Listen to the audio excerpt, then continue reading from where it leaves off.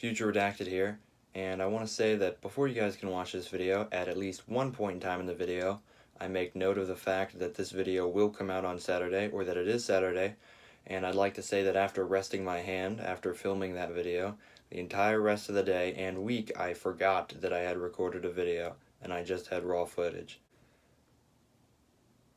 It could sound like I'm making up something, but I just straight up forgot that I had recorded a video already. So, without further ado, I hope you'll excuse my stupidity and enjoy this video. Welcome to episode 5 of Rogue Ramen Reviews. My name's Redacted, and here with me again I have a box. This time in the box we have 2 Palo brand ramens. Now if you remember last time on the show, we had 2 Otogi brand ramens. We had a Jin ramen and we had a hot and spicy ramen. I still don't know what Jin means, but both of them were very good, becoming the top 2 highest rated ramen on the show. So here with me, the 2 Palo flavors I have are beef vegetable flavor over here and a spicy chicken flavor over here.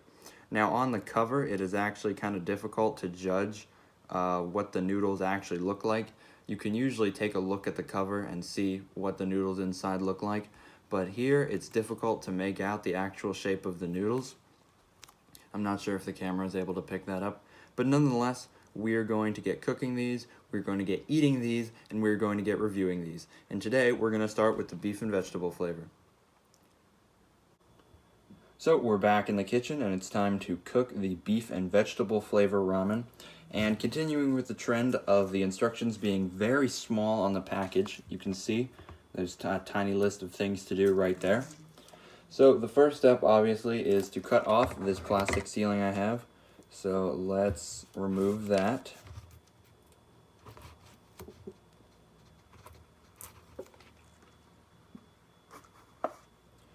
I'll be back once I've removed this.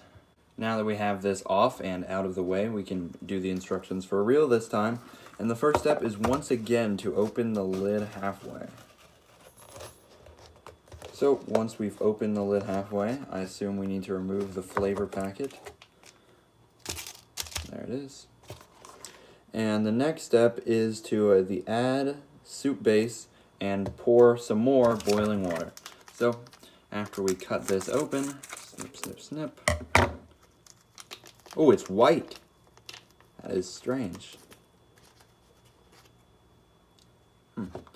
So pour in the white soup base. And let's go boil some water. So now we can go ahead and add the boiling water. And I'm sure you know by now that we always cook more than we need because we don't want to have to boil more water after we've already added some in. So that looks like a fair amount. Let's bring this to the stove.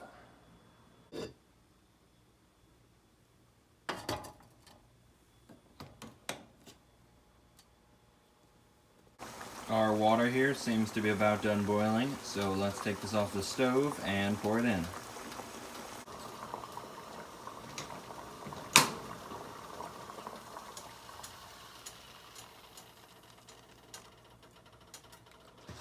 Now it says here we need to fill up to the fill line, so I'm going to use something more precise than this bowl.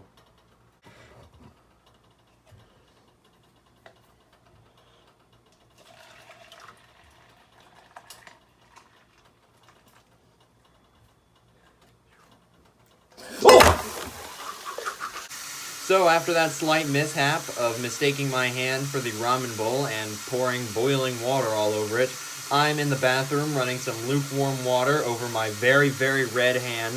I have no idea what's happening to the ramen right now, but I'll check back in like 20 minutes when this is finished. After a long-winded conversation with my PR team, I realized that the video must go on because I said it would be coming out on Saturday, and I'm going to have it come out on Saturday. If I stutter, or stop, or shake, or am jittery, that's because I spilled boiling water on my hand. So cut me some slack if you will.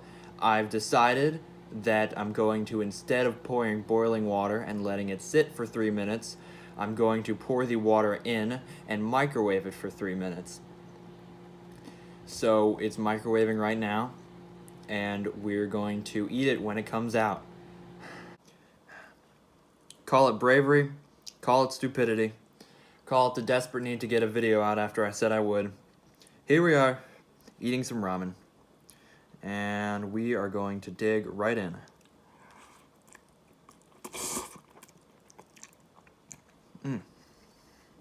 It's not too bad. It's not too bad. I can definitely taste the beef.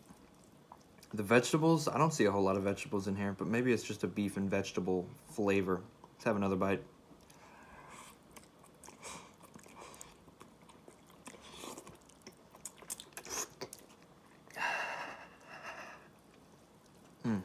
It's actually pretty good. All right, I'm gonna come back once I'm ready to. Once again, I found myself rushing through this meal again. I was pretty much almost done when I realized that I needed to record a bit. So I want to say this is very good. Not spicy, but it really does taste like a pretty simple beef and vegetable ramen. Almost like last time, it's like the peak perfection of a basic ramen flavor. It's the most optimal, simple flavor that you can have from a ramen. So I'm going to come back once I'm completely finished with this, and I'll have my final opinions. Finally done with this ramen. This ramen was very good, actually. I quite liked the flavor. It had a very strong beef flavor that was super enjoyable, and the texture of the noodles ended up being not that bad either. So, without further ado, let's move on to the spicy chicken flavor. After letting my hand rest for a while, it's in good enough condition where I don't have to constantly soak it in water to make the pain go away. It still burns occasionally, but it's not a big enough distraction that I'll be unable to continue filming. So, now that we're done with the first meal, let's wash it down. Cheers.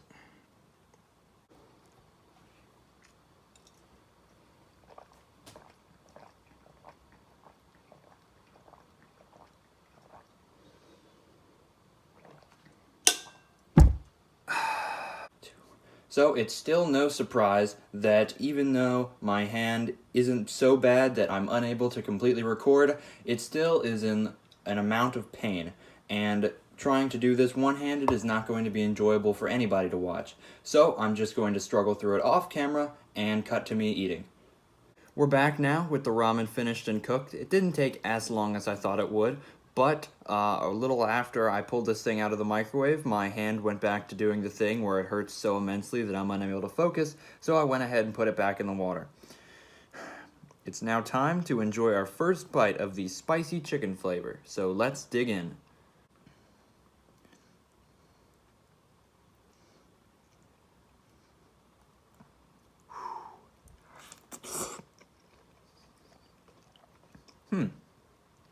Ooh, that's pretty spicy.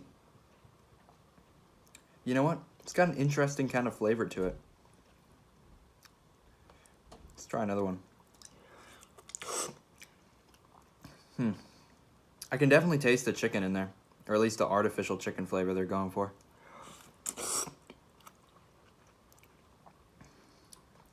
This is good stuff too. I will resume when I've had more of it.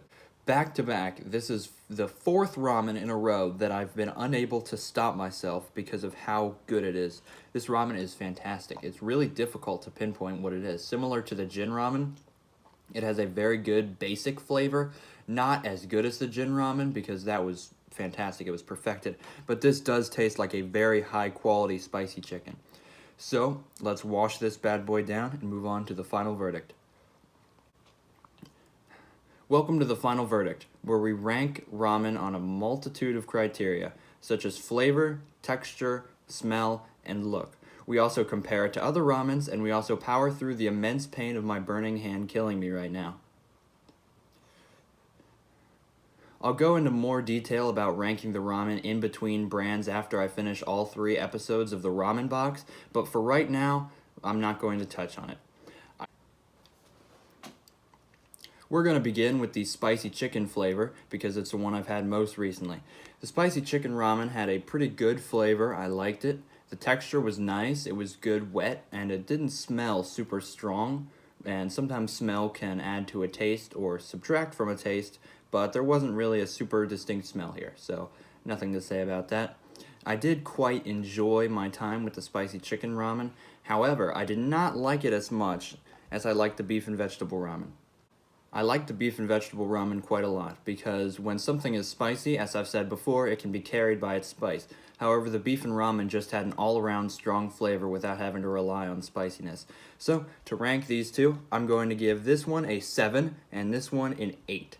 So, thank you so much for watching this video, and I'll see you guys next week when we take a look at 2 outliers from the ramen box.